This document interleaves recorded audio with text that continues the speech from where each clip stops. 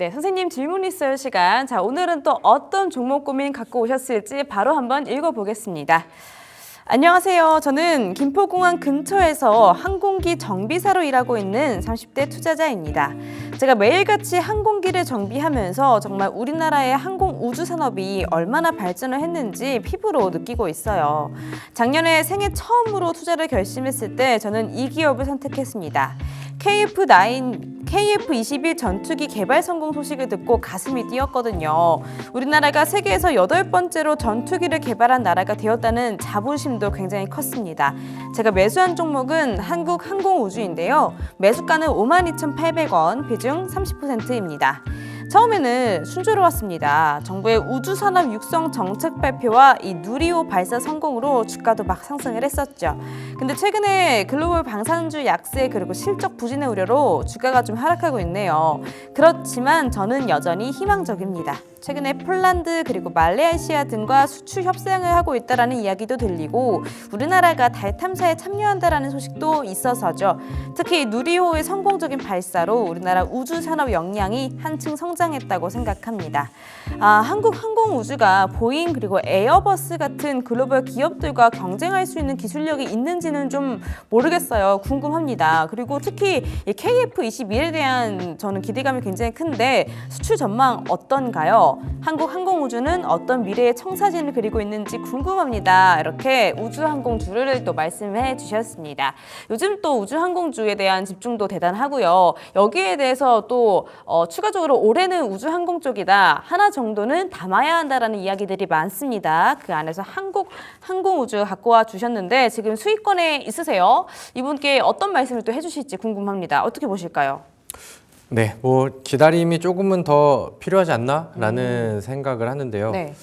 한국항공우주가 사실 먼저 움직임이 나왔었던 방산주 쪽 안에서는 LIG 넥스원이라던가 하나 에어로스페이스라던가 아니면 현대로템이라던가 이런 종목의 분위기를 막 따라가지는 못했죠. 잠깐 반응을 보이다가 요즘에 이제 좀 더 다시 대밀리기도 했었고, 근데 이제 글쎄요, 이제 항공우주 혹은 방산주 이쪽에 전망을 놓고 본다라고 하면은 지금 어디에다 질문을 내놔도 다 이제 좋지 않다라는 의견을 말할 수 있는 사람은 아무도 없지 않을까라고 생각을 합니다.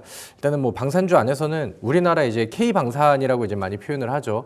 우리나라의 이제 그 세계적인 역량과 그다음에 이제 수출에 대한 수주 증가 이런 것들도 지속적으로 좀 늘어나고 있고 계속해서 이제 이미지 메이킹도 글로벌적으로 좀 해 나가고 있는 것 같아요. 물론 이제 한국항공우주가 뭔가 이제 달성한 쾌거라던가 그런 것들은 아직은 노출이 되진 않는데 이미 다른 기업들이 먼저 움직임이 나오고 있고 이제 현대로템의 K9 전차라던가 이런 것들도 이제 좋은 평판을 좀 받고 있다 보니까 우리나라가 이제 방산 시장 안에서의 계속해서 입지를 좀 늘려갈 수 있을 만한 가능성은 충분히 좀 크게 열려 있는 그런 상황이죠.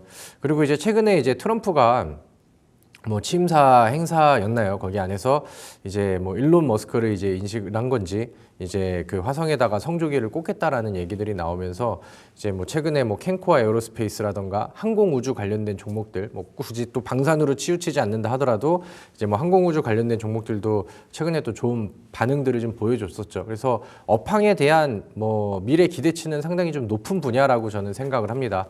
근데 이제 거기에서 한국항공우주가 이제 LIG 넥스원이라던가 하나 에어로스페이스라던가 이런 것들처럼 주가의 점프가 쭉쭉쭉쭉 나와주게 되려면은 이제 그만큼 이제 보여줬었던 것처럼 수주 잔고를 늘리면서 재무제표에 보여지는 그런 그 수치들을 확 좀 키워갈 필요들이 있겠죠. 근데 이거는 제가 생각을 했었을 때는 지금은 전망이 좋은 상황이기 때문에 속도가 어느 정도 붙을진 모르겠지만 적어도 2025년도에는 그 분야들을 계속해서 매출액이라던가 영업이익을 키워가고 늘려갈 가능성이 충분히 좀 높다라고 생각을 합니다.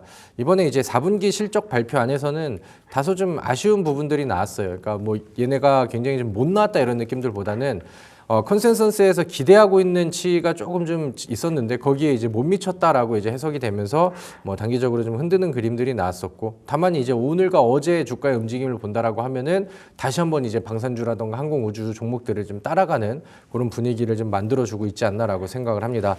제 화면을 보시면은 한국항공우주의 재무제표를 제가 좀 띄워놓고 있거든요.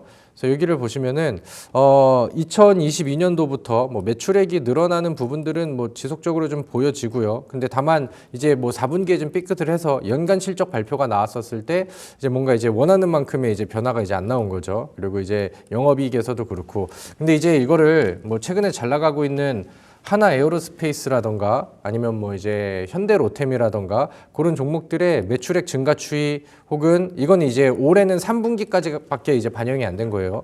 그런데 뭐 영업이익의 증가 추이 이런 거를 본다라고 하면은 뭐 확실히 좀 압도적인 차이가 보이기는 하죠. 뭐 현대로템도 한번 볼까요? 현대로템 같은 경우도 최근에 이제 매출액이 늘어나는 속도라던가 아니면은 영업이익이 올라가는 속도. 그래서 여기도 마찬가지로 3분기까지의 결과치밖에 이제 책정이 안 된 건데 이미 뭐 연간 그 영업이익을 좀 뛰어넘는 이런 그림들이 확실히 좀 차이는 좀 보여지고 있는 것 같습니다. 그래서 한국항공우주도 지금 업황도 좋아지고 있고 그 다음에 이제 좀 길을 좀 터놓은 다른 기업들이 있다 보니까 요거를 이제 좀 부지런히 따라가는 작업들이 필요하겠죠. 그리고 그 전에는 항공우주 관련된 종목들 혹은 방산주들의 흥행이 적어도 분위기를 뭐 지난번 언더까지는 저는 끌어줄 수 있다라고 저는 생각을 하거든요. 그래서 이런 부분들을 일단은 좀 기대해 보시고 저는 뭐 장기적인 싸움으로 가셔도 나쁠 건 없다라고 생각을 합니다. 그래서 현재 구간 안에서는 오늘의 종가는 55,000원인데 지난번 언덕을 뭐 뛰어넘기보다는 뭐 언덕 근접을 해 있는 65,000원 정도를 목표가를 일단은 좀 보고 같이 대응을 좀 해보시면 좋을 것 같고요. 반면에 이제 손절가 혹은 뭐 이제 다시 한번 고민을 해봐야 되는 가격 위치는 최근에 실적이 좀 안 나오고 흔들렸었을 때, 그 다음에 최근 한 근 3, 4개월 동안 보여줬었던 최저점 부근이 이제 5만 원이거든요. 그러니까 여기를 다시 한번 이탈하는 그림들이 보여진다라고 하면은 여기서는 이제 다시 고민을 좀 해야 되니까 하단 기준 5만 원, 그 다음에 상단 기준 65,000원 이렇게 이제 열어놓고 대응을 해보시고 참고를 해보시면 더 좋을 것 같습니다. 알겠습니다. 자, 요즘 또 관심 굉장히 많은 우주항공 쪽 말씀 주셨고요. 업황에 대한 기대감은 분명합니다. 장기적으로 가보시는 게 중요할 것 같고요. 목표가는 65,000원 그리고 손절가 5만 원 주셨습니다. 사연자분 참고해 주시기를 바랄게요.